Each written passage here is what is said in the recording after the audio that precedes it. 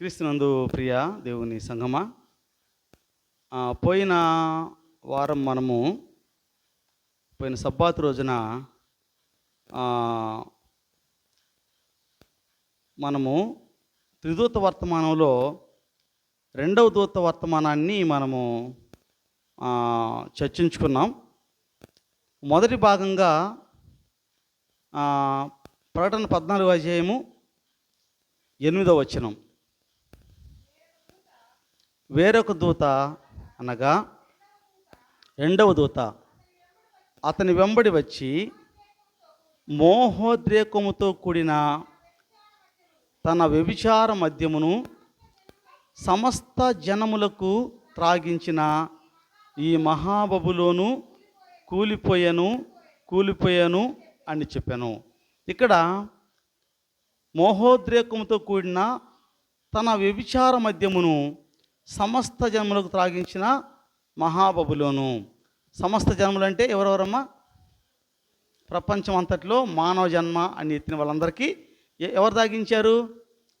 మహాబబులోను. అంటే ఆత్మీయ బబులోన్ అంటే, బబులోనేమో ఒక రాజ్యము.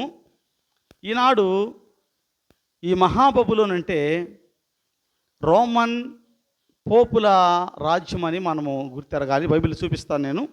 వాళ్ళు చేసిన పని ఏంటంటే మోహోద్రేకంతో కూడిన వ్యభిచార మద్యాన్ని సమస్త జనాలకు త్రాగించారు. ఇప్పుడు వ్యభిచారం అంటే ఏమనుకున్నాం? ఆత్మీయ వ్యభిచారము. సృష్టికర్త నీకు భర్త అయిన వాక్యం సెలవిస్తూ ఉంది. అంటే సృష్టికర్త అంటే ఎవరు? యేసుక్రీస్తు వారు. ఆయన మనకు భర్త అయి ఉన్నాడు ఆత్మీయంగా. మనము సంఘము వధువు అని చెప్పబడింది బైబిల్లో. వరుడెవరు? క్రీస్తు. ఈ వధువు సంఘము వరుడైన క్రీస్తు కొరకు ఎదురు చూస్తున్నాం మనం. ఒక రోజున గొర్రెపిల్ల వివాహోత్సవం జరగబోతుంది కనుక ఇప్పుడు క్రీస్తును కాక వేరొకరిని ఆరాధన చేస్తే అది వ్యభిచారమని బైబిల్ సెలవిస్తూ ఉంది. పోయిన వారం చెప్పుకున్నాం మనము. ఆనాడు ఇజ్రాయేల్ అన్నారు ఇర్మియాతో, నువ్వేమన్నా చెప్పు, యెహోవాను మేము ఆరాధించము, మేము ఆకాశరాణినే ఆరాధిస్తాము అన్నారు. ఎవరు ఆకాశరాణి అమ్మా? ఆ రోజు ఆకాశరాణి, ఈరోజు మరియమ్మ. ఆకాశరాణి ఈరోజు ఆమె పేరు మీదనే మరియమ్మ తీసుకొచ్చి పెట్టారు కనుక అప్పుడేమో అష్టారోతు అని చెప్పబడింది. ఆ అష్టారోతు అలాగే తీసుకొని వచ్చి వాళ్ళు వంశం మార్చుకుంటూ ఇప్పుడు మరియమ్మని చేసి పడేశారు. అందరూ కూడా ఏ డినామినేషన్ అయినా, ఏ ఊరైనా, ఏ దేశమైనా, ఎక్కడికి వెళ్ళినా అందరూ కూడా మరియమ్మ గుడికి వెళ్ళి మరియమ్మ గుడి దగ్గర ఆరాధన చేస్తూ ఉంటారు. అంటే ప్రపంచమంతా మరియమ్మ దేవత ఉందమ్మా. నేను తప్ప, బైబిల్ వాక్యంలో ఆజ్ఞల్లో మొదటి ఆజ్ఞది, నేను తప్ప వేరొక దేవుడు ఉండకూడదు. నేను మా అమ్మ తప్ప అన్నాడా దేవుడు? లేకపోతే నేను మరియమ్మ తప్ప అన్నాడా? నో, ఆయన తప్ప ఎవరు లేరు. కనుక ఈ రోజున క్రైస్తవ సమాజం అంతా ఏమైపోయింది? దేవుడు నాకు మేలు చేస్తే ఎక్కడికి వస్తానయ్యా? మరియమ్మ కాడికి వస్తా. నీతో నాకు పని లేదు, నీతో నాకు అవసరమేలా. దేవుడు మేలు చేస్తే నేను మరియమ్మ కాడికి వస్తా, దేవుడు మేలు చేస్తే మరియమ్మకి నా వెంట్రుకలు ఇస్తా. ఇది సమాజం అట్లా తయారైపోయింది. సరే, సాతాను చేశాడు. అది మొత్తం మనం చెప్పుకున్నాం. ఇది ఈరోజు రెండవ మోసం ఏంటో చెప్తానని చెప్పాను. ఆ రెండవ మోసం ఏంటంటే, దేవునికి రావాల్సినటువంటి ఆరాధన ట్రాక్ తప్పించేశాడు సాతానుడు. దేవునికి ఆరాధన చెందాలి. ఎందుకు చెందాలి దేవునికి? ఆయన సృష్టికర్త కాబట్టి. ఎందుకంటే ఆయనే సృష్టికర్త, నిన్ను నన్ను సృజించిన దేవుడు ఆయన కాబట్టి ఆయనకి ఆరాధన చెందాలి. ఈ రోజున ఆ ఆరాధనని తప్పుదారి పట్టించాడు సాతానుడు. దేవుని దగ్గరికి వెళ్ళట్లా. లాస్ట్ టైం నేను ఒక ఉదాహరణ చెప్పా. ఇద్దరు అన్నదమ్ముళ్ళు ఒక చేనుకి నీళ్లు కడుతున్నారు. తమ్ముడు చేను దగ్గర మడవలేస్తున్నాడు. అన్నేమో కవెలతో నీళ్లు తోడి పోస్తూ ఉన్నాడు. రాత్రి అంతా ఎద్దులు కష్టపడ్డాయి, అన్న కష్టపడ్డాడు, నీళ్లు తోడారు. ఆ తమ్ముడు మడ వేయటం మర్చిపోయి తిరణాలకు వెళ్ళిపోయాడు. ఆ మడవ తెగిపోయి నీళ్ళు మొత్తం వాక్కి వెళ్ళిపోతున్నాయి. తెల్లవాజులు వాళ్ళ అన్న కవెలతోలి వచ్చి చూస్తే చేలోకి నీళ్ళు రాలేదు. ఏంటని చూస్తే మధ్యలో గండి పడిపోయి నీళ్ళన్నీ పక్కదోవ పట్టి వెళ్ళిపోయాయి. తర్వాత అన్న బాధపడ్డాడు. రాత్రి అంతా కష్టపడ్డాను, నేను రాత్రి అంతా శ్రమపడ్డాను, ఎద్దులు కష్టపడ్డాయి, బావిలో నీళ్ళని బయటికి తోడాం, నీళ్ళు ఒక్క చుక్క చేలోకి వెళ్ళకుండా అన్నీ వాగుపాలైపోయి బాధపడ్డాడు. కనుక ఈరోజున ఆరాధన చేస్తున్నాం, మనం ఆరాధిస్తున్నాం. తమ్ముడు ఏ విధంగా వదిలిపెట్టి వెళ్ళిపోయాడో ఆ విధంగా సాతానుడు మనల్ని తప్పుదారి పట్టించాడు. కవిలో నుంచి నీళ్ళు వచ్చినాయి బయటికి, కవిలో బావిలో నీళ్ళు తోడాడు అన్న, ఆ నీళ్ళని కూడా పక్కదారి పెట్టి వాక్కి వెళ్ళిపోయాయి. ఈ రోజున నువ్వు నేను చేసే ఆరాధన ప్రభు అయిన యేసుక్రీస్తు దగ్గరికి వెళ్ళట్లేదు, పక్కదారి పట్టించేసాడు అపవాది. అది మీకు చూపిస్తాను ఈరోజు బైబిల్లో. నేను చెప్పే మాట ప్రతి మాట బైబిల్లో చూపించకపోతే నన్ను క్వశ్చన్ చేయొచ్చు, మీరు అర్థం కాకపోతే ఇప్పుడు కాదు తర్వాత నన్ను క్వశ్చన్ చేసి ఇదేంటంటే క్షుణ్ణంగా బైబిల్ని పరిశీలన చేసి, ఈ అరగంటలో మనము అన్నీ చర్చించలేము కాబట్టి తర్వాత మీ డౌట్ ఇస్తే అడగండి, నేను చెప్తాను మీకు. సరే, ఇప్పుడు దేవునికి రావాల్సినటువంటి మహిమను రానివ్వకుండా అపవాది మరి దూరం చేశాడు. మొదట బైబిల్ ఏం చెప్తుందంటే, దేవుడు ఆయన నిత్యుడు, లేకపోతే దేవుడు ఎల్లప్పుడూ ఏకరీతిగా ఉండేవాడు. దేవుడు నిన్న నేడు రేపు ఏకరీతిగా ఉండేది. చదువుకుందాం బైబిల్లో మనము హెబ్రీ 1:12.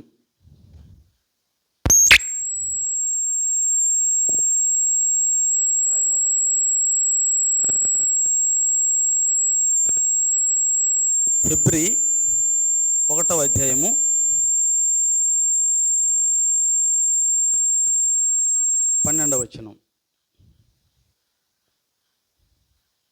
తీశారా?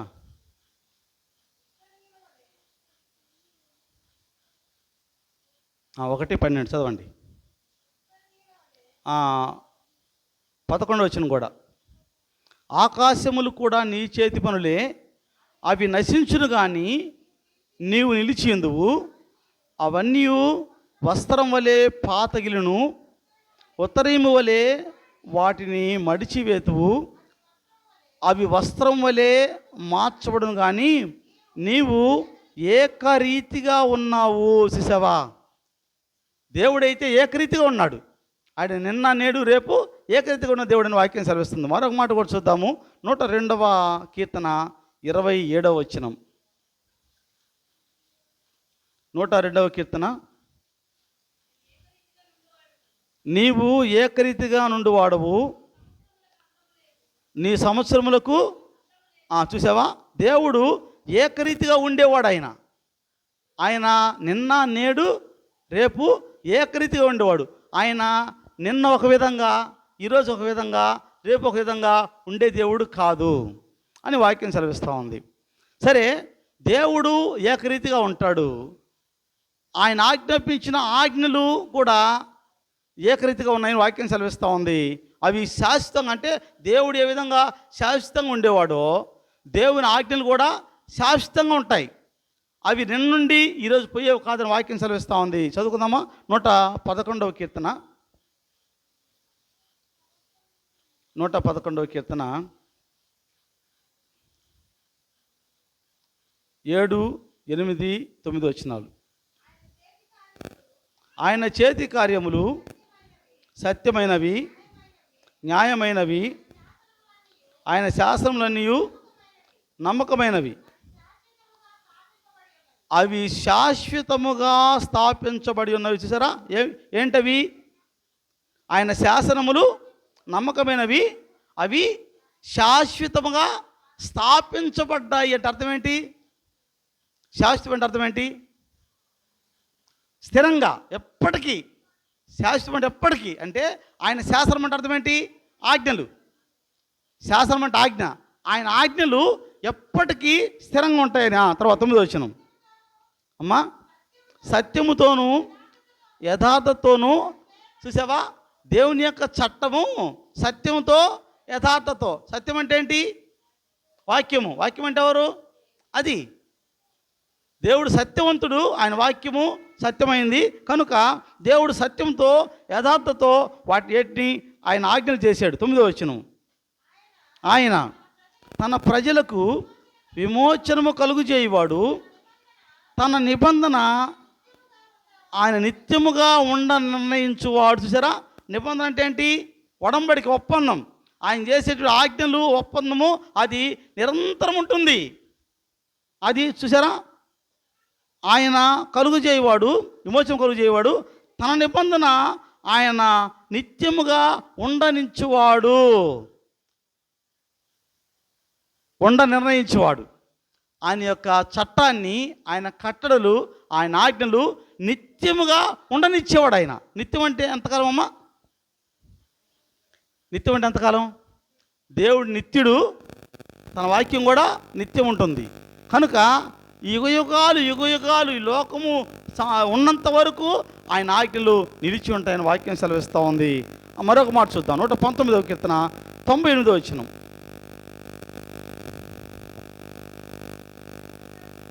అమ్మా, నీ ధర్మశాస్త్రము నాకు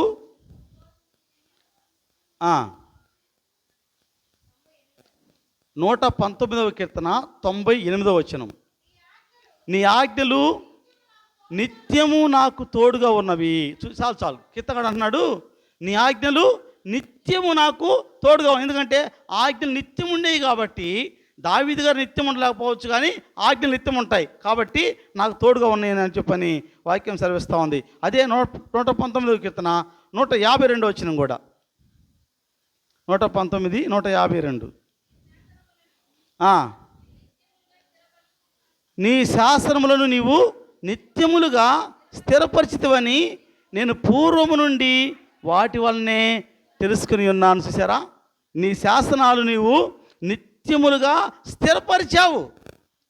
దేవుని ఆజ్ఞలు, ఆయన శాసనాలు 2 రోజుల నుండి 2 రోజులు పోయేవి కావండి. ఇవన్నీ మీరు నోట్ చేసుకోవాలి, ఇవన్నీ మీరు జ్ఞాపకం పెట్టుకోవాలి. వాక్యానికి మీరు లోబడాలి. కనుక వాక్యం చదివిస్తూ ఉంది, దేవుని ఆజ్ఞలు నిత్యమైన స్థిరపరిచాడని చెప్పని వాక్యము సెలవిస్తూ ఉంది. 160వ వచనం కూడా. 160వ వచనం. నీ వాక్య సారాంశము సత్యము, నీవు నియమించిన న్యాయ విధులన్నీ నిత్యము నిలుచును. చూసారా అండి, ఇవన్నీ మీ బైబిల్లో కూడా ఉన్నాయి.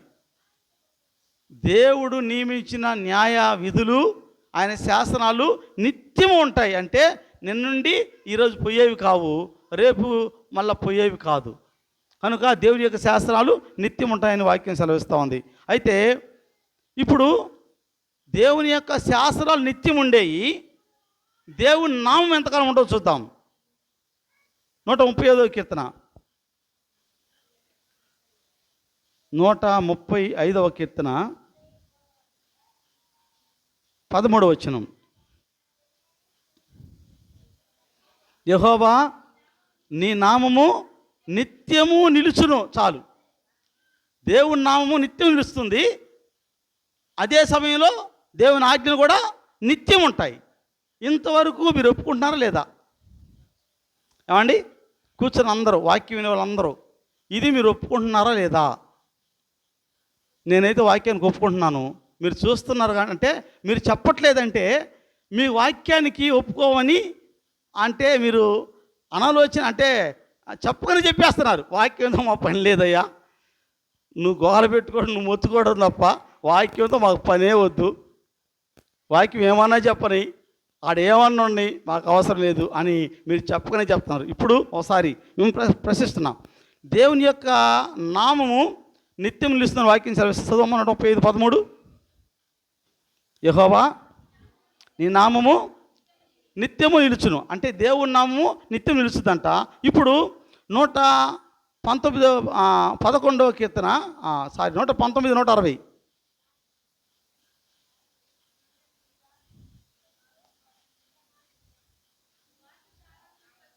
నీ వాక్య సారాంశం సత్యము, నీవు నియమించే న్యాయ విధులన్నీ. చూసారా, దేవుడు నిత్యం ఉంటాడు, ఆయన న్యాయ విధులు నిత్యం ఉంటాయి. ఇప్పుడు ఈ రెండు వాక్యాలు కూడా నమ్మదగిన అన్న వాళ్ళు చేయొద్దండి, ఈ నమ్మే వాక్యాలు అన్న వాళ్ళు చేయొద్దండి. ఇంకా కొంతమంది కనుమంత, కొంతమంది మోసం ఇదాకా ఇట్లా అంటున్నారు. ఎంతవరకు అది దేవుని కూడా ఒకటే, దేవుని మొత్తం ఎత్తే నమ్మినట్టు ఎత్తకపోతే నీకు ఇష్టమున్నా లేకపోయినా, నీకు అనుకూలించకపోయినా వాక్యం సత్యం గుర్తుపెట్టుకోండి. నేను చాలాసార్లు చెప్పాను మీకు, మీ మీద సాక్ష్యం ఎవరు?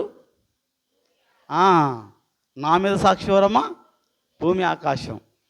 ఒకవేళ మీ మీద నన్ను సాక్ష్యం పెడితే, మీ పాస్టర్ గారు నా బంధువులు అని చెప్పని, నా సంఘస్థులు అని చెప్పని, నేను ఒకవేళ మీకు ఫేవర్గా మాట్లాడొచ్చామని చెప్పని దేవుడు ఏం చేశాడంటే భూమిని ఆకాశాన్ని సాక్షులుగా పెట్టాడు.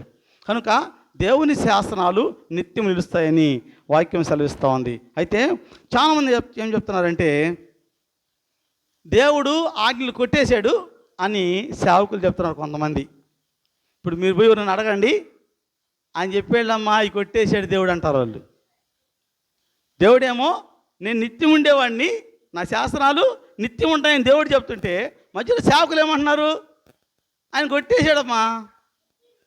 వాళ్ళకి ఆధారం ఏంటి? రెండు వాక్యాలు చూపిస్తాం మీకు. వాళ్ళకు కూడా ఒక ఆధారం ఉంది. అపవాది లేనిపోయిన ఆధారాలు చెప్తాడు, చూపిద్దాం. అది కూడా మనము ఎఫెసీ, పౌలు గారు రాసిన ఎఫెసీ పత్రిక 2వ అధ్యాయం 14 వచనం.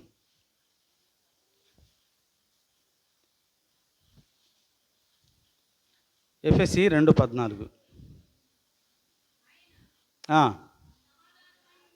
ఆయన మన సమాధానమయ్యుండి మీకును మాకును ఉండిన ద్వేషము అనగా విధిరూపకమైన ఆజ్ఞలు గల ధర్మశాస్త్రమును తన శరీరమందు కొట్టివేటు చేత మధ్య గోడను పడగొట్టి మన ఉభయులను ఏకం చేసింది. ఈ మాట తీసుకొని ఆయన విధిరూపకమైన ఆజ్ఞలు గల ధర్మశాస్త్రము అనగానే ధర్మశాస్త్రం కొట్టేశాడు అని చెప్పని బోధకులు బోధిస్తున్నారు, వీరు కాదు. ఈనాడు బోధకులు ధర్మశాస్త్రం కొట్టేశాడు అని. చదవండి ఇక్కడ, మన సమాధానమై ఆయన మన సమాధానమై ఉండి మీకును మాకును ఉండిన ద్వేషమును అనగా విధిరూపకమైన, అంటే ద్వేషము వీళ్ళ మధ్య రేగింది. ఇజ్రాయిల్ ఆనాడు ద్వేషం ఉంది. అంటే ఆనాడు విధిరూపకమైన ధర్మశాస్త్రం ఒకటి ఉంది. ఏంటంటే అది కంటికి కన్ను పంటికి పన్ను. ఎవడైనా నా కన్ను తీసేస్తే నేనేం చేయాలి? వాడు కన్ను తీసేయాలి. బైబిల్లో చెప్పాడు ఆ రోజుల్లో. అంటే తప్పు చేయకుండా ఉండటానికి, భయపడటానికి ఈనాడు ఏ విధంగా పోలీసులు మరి కొన్ని శిక్షలు వేసి మరి అమలు చేస్తున్నారు, జైలు శిక్ష, ఉరి శిక్ష అని. ఎందుకు? భయపడి చేయకుంటారని చెప్పని. దేవుడు ఆ విధంగా కంటికి కన్ను, నా కన్ను నేను ఒక కన్ను తీసేస్తే వాడు మళ్ళా నా కన్ను తీశాడు కాబట్టి నేను తీయకూడదు. నా కన్ను నేనేం చేయాలి? నేను తీయకూడదు. లేక నేను కానీ వేరే వాడు చేయి నరికేస్తే వాడు నా చేయి నరికేయాలి. ఆ రోజుల్లో అది ధర్మశాస్త్రం. ఆ ద్వేషము, కలహం అనేటువంటి దాన్ని దేవుడు తీసేసాడు. ఈరోజు ఏమన్నాడు?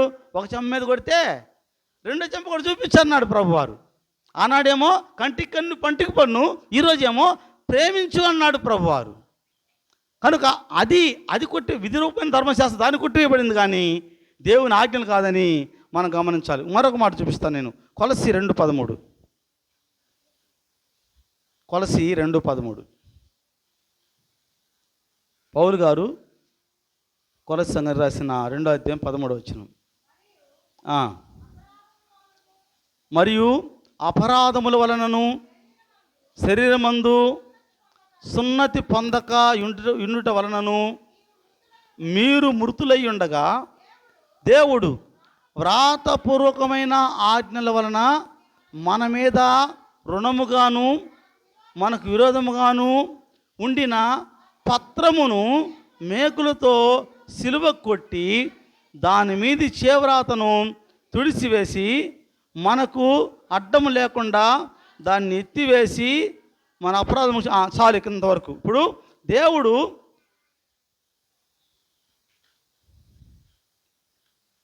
దేవుడు విధిరూపకమైన ఆజ్ఞల్ని సిలువకు కొట్టివేశాడని చెప్పిన వాక్యం సెలవిస్తూ ఉంది. ఈ మాట తీసుకొని ఈనాడు సేవకులు ఏమంటారంటే సిలువలో ధర్మశాస్త్రాన్ని మేకులు కొట్టేశాడు అని చెప్తున్నారు. బోధకులు ఏమంటారంటే ధర్మశాస్త్రము లేదు, ధర్మశాస్త్రాన్ని సిలువకి కొట్టేశాడు యేసుప్రభు వారని ఈ మాట తీసుకొని చెప్తున్నారు. సరే, ఈ మాట రాసింది ఎవరమ్మా?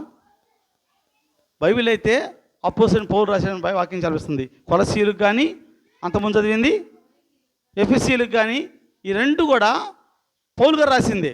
పౌలు గారు ఏం చెప్పారు? ఈ మాటలు తీసుకొని కొట్టివేశారు అంటున్నారు. సరే, ఇప్పుడు పౌలు గారు ఏం చేశారో చూద్దాం. అపోస్తలుల కార్యములు మీరు జాగ్రత్తగా వినాలి. మీరు అనాలోచనగా ఉంటే ఒక్క మొక్క కూడా అర్థం కానివాడు అపవాది. జాగ్రత్తగా వినాలి. అపోస్తలుల కార్యములు 13వ అధ్యాయము 14వ వచనం. అమ్మా,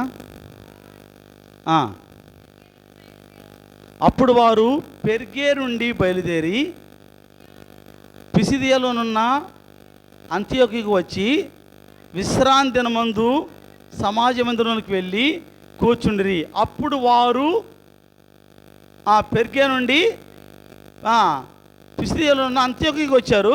అక్కడ వాళ్ళు విశ్రాంతి దినమందు సమాజానికి. ఎవరు వీళ్ళు? చదువుకుందాం 13వ వచనం.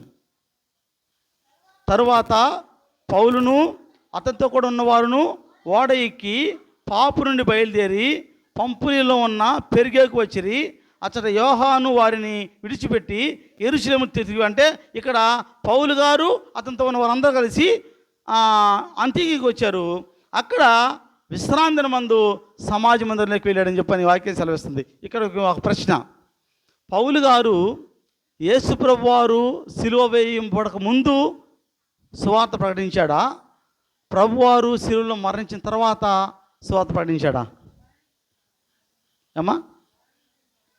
యేసు ప్రభువారు సిలువలో మరణించిన తర్వాత, ఆయన తిరిగి లేచిన తర్వాత 40 రోజులు భూమి మీద ఉండి పరలోకానికి ఎత్తబడిన తర్వాత, ఆ తర్వాత దమస్కు మార్గంలో ఉన్న క్రైస్తవులందరినీ కూడా హింస పెట్టడానికి పౌలు గారు వెళ్తూ ఉంటే, ఆ దమస్కు మార్గంలో దేవుని యొక్క ప్రత్యక్ష ఆయన కడబడి అప్పుడు ఆయనకి సౌలా సౌలా నన్ను ఎలా హింసిస్తున్నావంటే, నువ్వు ఎవరివయ్యా అంటే, నువ్వు హింసిస్తున్న క్రీస్తు నేనే అంటే, అప్పుడు కళ్ళు పోతాయి వెలుగు చూసి. తర్వాత అననీయ అనేటువంటి ప్రవక్త వచ్చి ఆయన ప్రార్థన చేస్తే ఆయన కళ్ళు వస్తాయి. తర్వాత ఆయన సువార్త ప్రకటించాడు. అంటే యేసుప్రభు వారు సిలువలో, గమనించండి, యేసుప్రభు వారు సిలువలో ఆజ్ఞలు కొట్టేస్తే, అర్థం మీకు?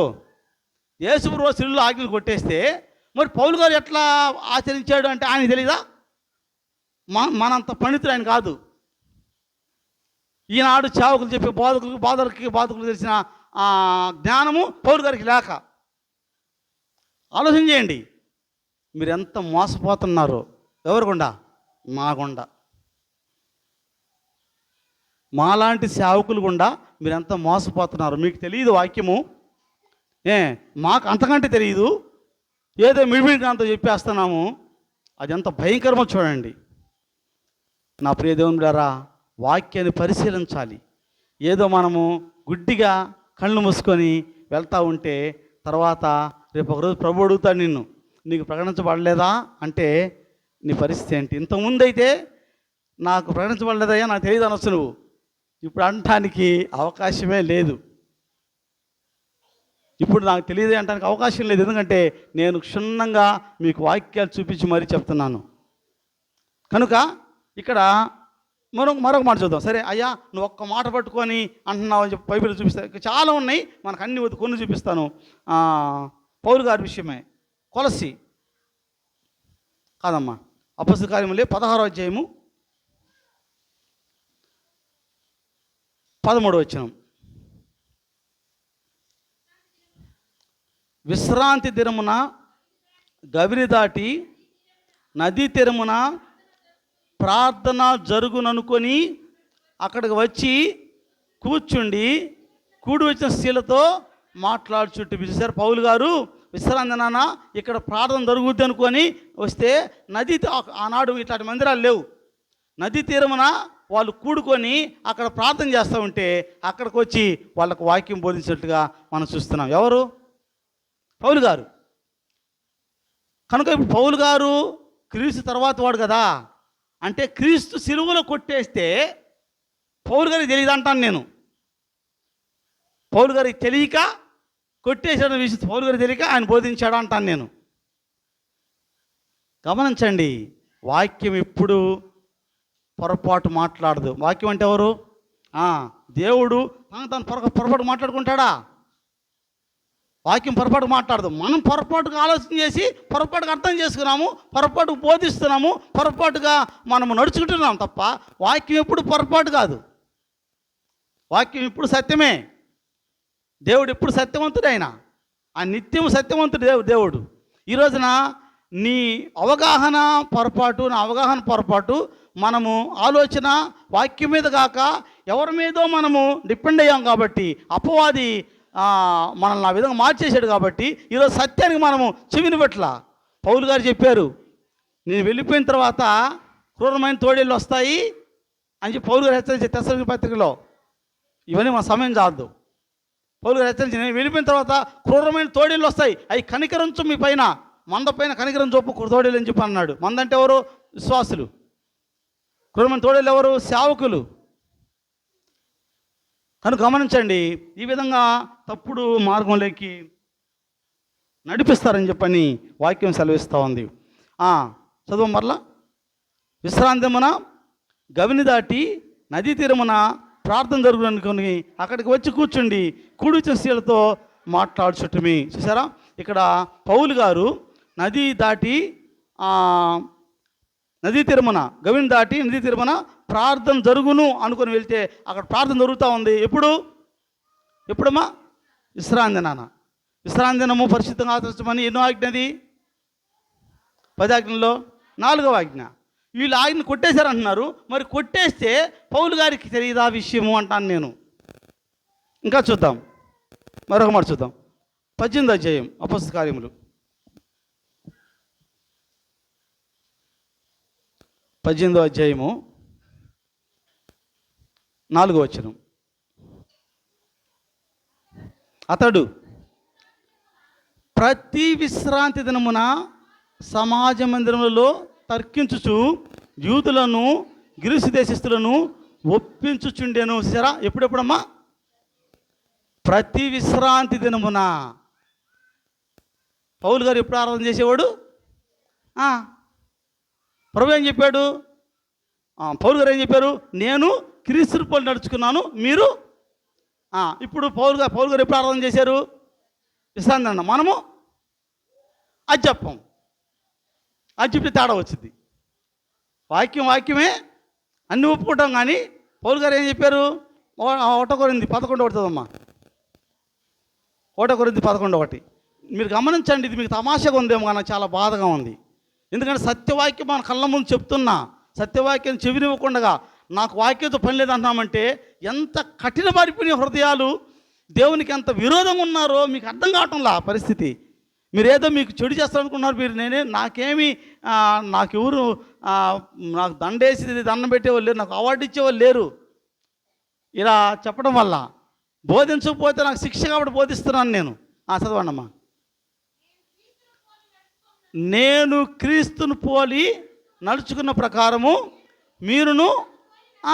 పౌలు గారు అంటున్నారు, నేను క్రీస్తుని పోలి నడుచుకున్నాను, మీరు నన్ను పోలి నడుచుకోండి అని చెప్పాడు.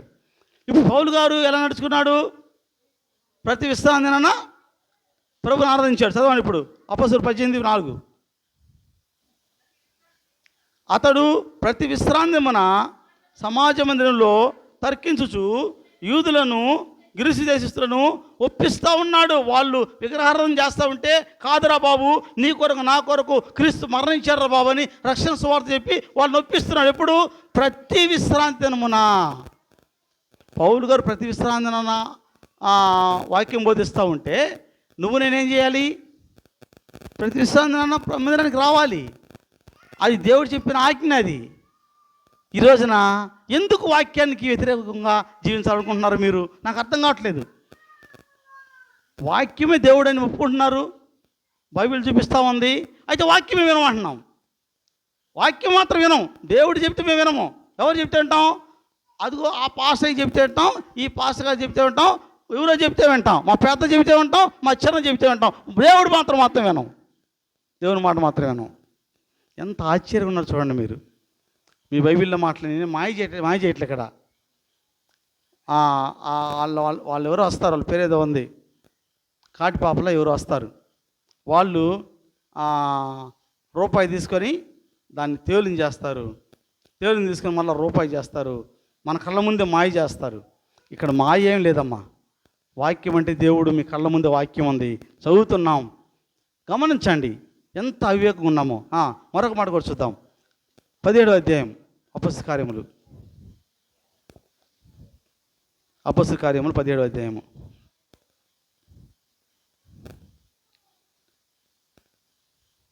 ఆ 2-3 వచనాలు. కనుక పౌలు తన వాడుక చొప్పున సమాజపు వారి వద్దకు వెళ్ళి, క్రీస్తు శ్రమపడి మృతుల్లో నుండి లేచుట అవశ్యమనియు, నేను మీకు ప్రచురము చేయు యేసే క్రీస్తు అయి ఉన్నాడనియు లేఖనంలో నుంచి దృష్టాంతములను ఎత్తి విప్పి చెప్పుచు వారితో 3 విశ్రాంతి దినములు తర్కించుండి. చూసారా, ఇక్కడ పౌలు గారు తన వాడుక చొప్పున, వాడుకంటే అర్థం ఏంటి? అలవాటు కదా. అంటే పౌలు గారికి ఏం అలవాటు? విశ్రాంతి దినాన మందిరానికి వెళ్ళే అలవాటు ఆయనకి, పౌలు గారికి.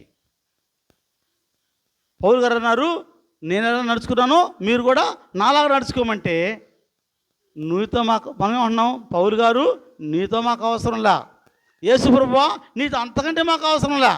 మాకెవరితో అవసరము? మా పెద్దలు, మా పితరులు, మాకు బోధించే సేవకులు, వాళ్ళు మాకు అవసరం. పౌలు గారు నువ్వెంత చెప్పినా మేము వినము, యేసు ప్రభువా నువ్వెంత చెప్పినా మేము వినము. చెప్పండి, ఆలోచన చేయండి మీరే. నిన్న ప్రార్థన, ఈరోజు ప్రార్థన, రేపు ప్రార్థన, సంవత్సరం అంతా ప్రార్థన, అయినా వాక్యం వినం, వాక్యానికి లోపడం. అపవాది అలా చేస్తున్నాను మనల్ని.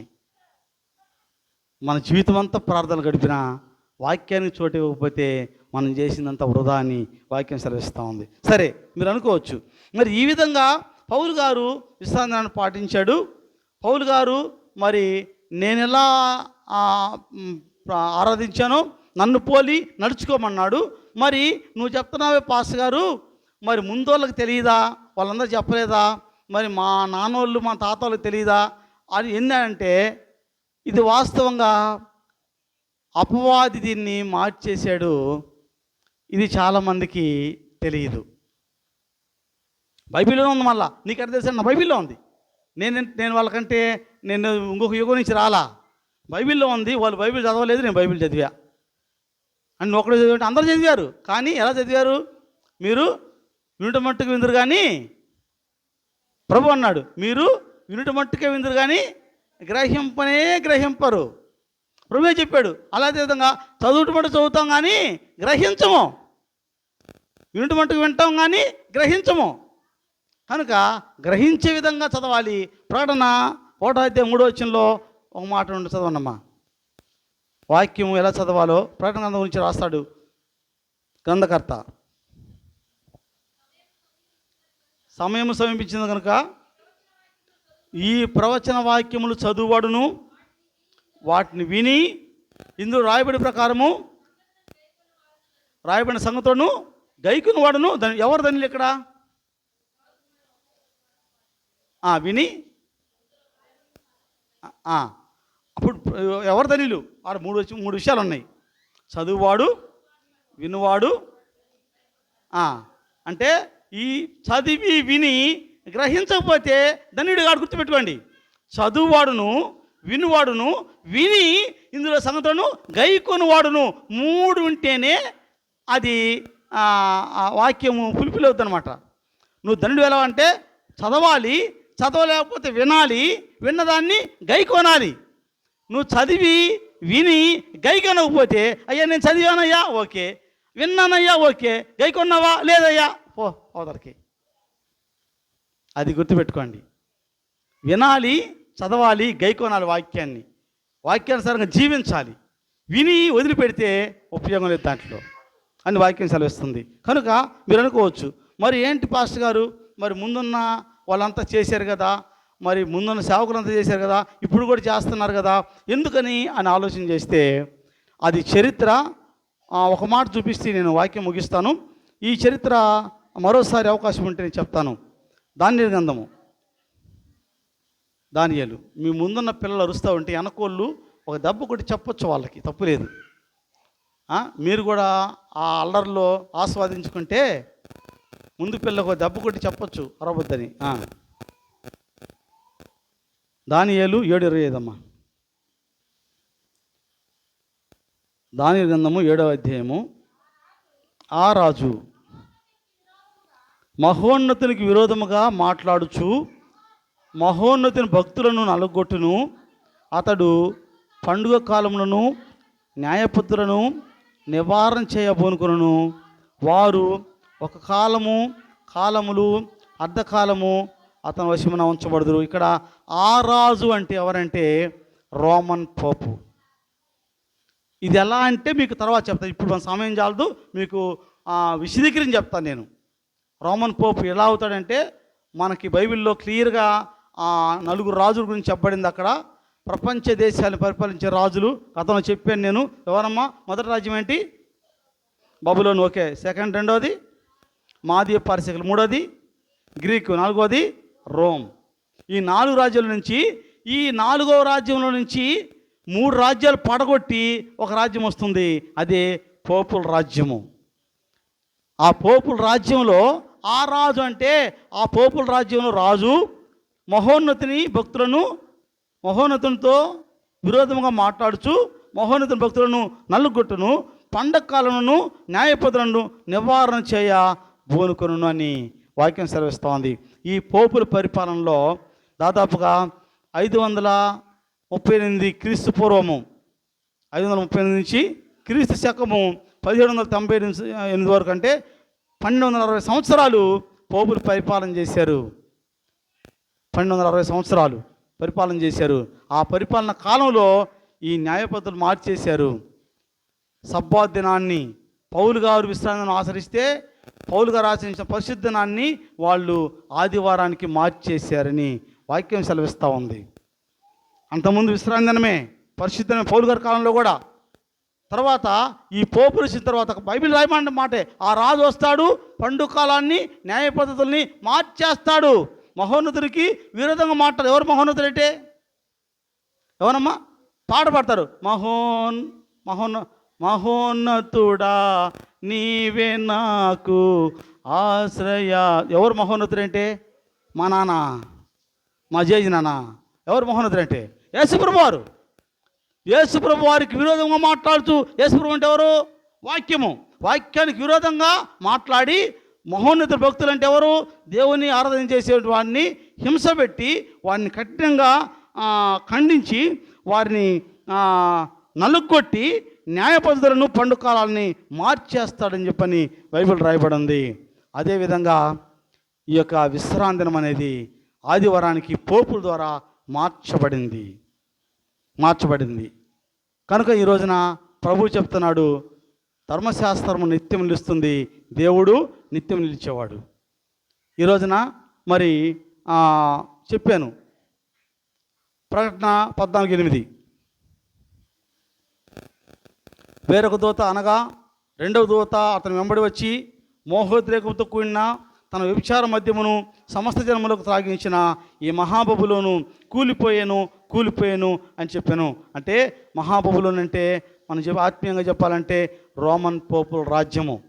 వారు మరియమ్మ ఆరాధన తెచ్చిపెట్టారు. రెండవది సండే వర్షిప్ తెచ్చిపెట్టారు వాళ్ళే. అది ప్రభు రాకడకు ముందు కూలిపోతుంది. మహాబబులోను కూలిపోయాను. గమనించండి, పరలోకంలో కూడా విశ్రాంతి దినము అంటే ఆచరించబడుతుంది. ఆజ్ఞల్లో 4వ ఆజ్ఞ అయిన ఆజ్ఞని పోపులు కొట్టేశారు. పరలోకంలో కూడా అంటే మనం చూసాం, దేవుడు విశ్రాంతి దినాన్ని స్థాపించాడు, అది నిత్యము నిలుస్తూ ఉంది. తర్వాత యేసుప్రభు వారు లూకా సువార్త 4:16లో ఆయన ఆచరించాడు. తర్వాత పౌలు గారు ఆచరించారు. ఆ తర్వాత మరి తిరువృత్త వర్తమానంలో మీరు దేవుని సృష్టికర్తనే మీరు ఆరాధించమని చెప్పని 7వ వచనంలో చెప్పబడింది. తర్వాత పరలోకంలో కూడా విశ్రాంతి ఉంటుందని వాక్యం సెలవిస్తుంది. యెషయా గ్రంథము 66వ అధ్యాయము 12-13 వచనాలు, 22-23 వచనాలు. యెషయా గ్రంథం 66వ అధ్యాయము 22-23 వచనాలు.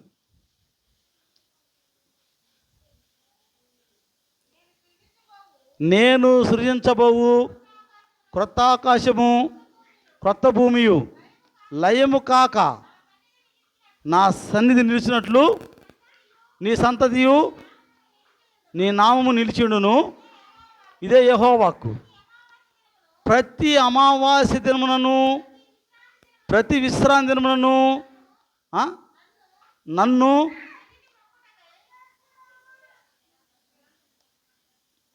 పెద్ద చదవండమ్మా, నాకు రావట్లేదు. ప్రతి అమావాస్య దినమునను ప్రతి విశ్రాంతి దినమునను నా సన్నిధిని మురుక్కుటకై సమస్త శరీరులు వచ్చేదారు. అక్కడ పరలోకంలో క్రొత్త ఆకాశం క్రొత్త భూమిలో సమస్త శరీరులు విశ్రాంతి దినాన ఆయన సన్నిధికి వస్తారని వాక్యం సెలవిస్తూ ఉంది. కనుక విశ్రాంతి దినము నిలిచి ఉందా, కొట్టివేయబడిందా? మీకు ఇష్టం ఉన్నా లేకపోయినా, మీరు ఒప్పుకోకపోయినా విశ్రాంతి దినము నిలిచి ఉంది. విశ్రాంతిని ఆరాధించకుండా నేను ప్రభువా నేను దెయ్యాలు నెలగొట్టానయ్యా, నేను ఆరాధన చేశానయ్యా, నేను ప్రార్థన చేశానయ్యా, నేను వాక్యం బోధించానయ్యా, నేను చందాలు ఇచ్చానయ్యా, నేనేమో చేశానయ్యా అంటే ప్రభు ఏమంటాడు? అక్రమం చేయవాళ్ళరా నా యొద్ద నుండి పోండి. మీరు క్రమంగా చేయను, క్రమం ఇచ్చా, మీకు ఒక క్రమాన్ని ఇచ్చాను, నన్ను ఆరాధించే సమయాన్ని ఇచ్చాను, దాన్ని విడిచిపెట్టి మీ ఇష్టానుసారంగా చేశారు, నా యొద్ద నుండి పోండి. ఈ మాట ఎవరంటారు? ఈరోజు సేవకుడు అంటే ప్రాబ్లం లేదు. సేవకుడు ఏమన్నా ప్రాబ్లం వాడి వల్ల ఏం కాదు, ఆయన అనకూడదు. సృష్టికర్త అంటే ఇంకంతే సంగతులు. సేవకుడన్నా బోధకుడన్నా బిషప్ అన్నా ఇంకొకళ్ళన్నా ఎవడన్నా ఏం కాదు, వాళ్ళ వల్ల ఏం కాదు. అందరూ మనుషులే, వాళ్ళు ఏం చేయలేరు. మిమ్మల్ని నన్ను ఏం చేయలేరు ఎవరు కూడా. మనుషులు ఏం చేయలేము. అది ఆయన ఒక ఆయన ఉన్నాడు, ఆయన ఏమైనా చేస్తాడు. ఆయన మాట వినకపోతే ఆయన ఏమాత్రం కూడా క్షమించడు. ఆ విషయంలో మాత్రం చాలా పర్ఫెక్ట్గా ఉంటాడు. ఆయన క్షమిస్తాడు, పాపాన్ని క్షమిస్తాడు, కానీ ఆయన మాట వినకపోతే మాత్రము క్షమించడు. గుర్తుపెట్టుకోండి, ఆయన మాట వినకుండా శాపానికి గురి అవుతామో, ఆయన మాట విని ఆశీర్వాదం తెచ్చుకుంటామో మీరే నిర్ణయం చేసుకోవాలని చెప్పని నేను తెలియజేస్తున్నాను. ప్రభు చిత్తం అయితే ఇంకా ఈరోజుతో మనము తిరువృత్త వర్తమానంలో 2వ వర్తమానాన్ని ముగించాము. 3వ వర్తమానము వచ్చే వారము ప్రభు చిత్తం అయితే మనం ధ్యానం చేద్దాం. అట్టి కృప ఆశీర్వాదం దేవుడు మనకు అనుగ్రహించును గాక. ఆమేన్. తల వంచండి, ప్రార్థన చేద్దాం. పరిశుద్ధుడైన మా తండ్రి, ప్రేమ కలిగిన మా ప్రభువా, మీ పరిశుద్ధ నామానికి వేలాది స్తోత్రాలు చెల్లిస్తున్నాం. నేను సమయమందు మీ పరిశుద్ధ వాక్యాన్ని ధ్యానం చేశామయ్యా.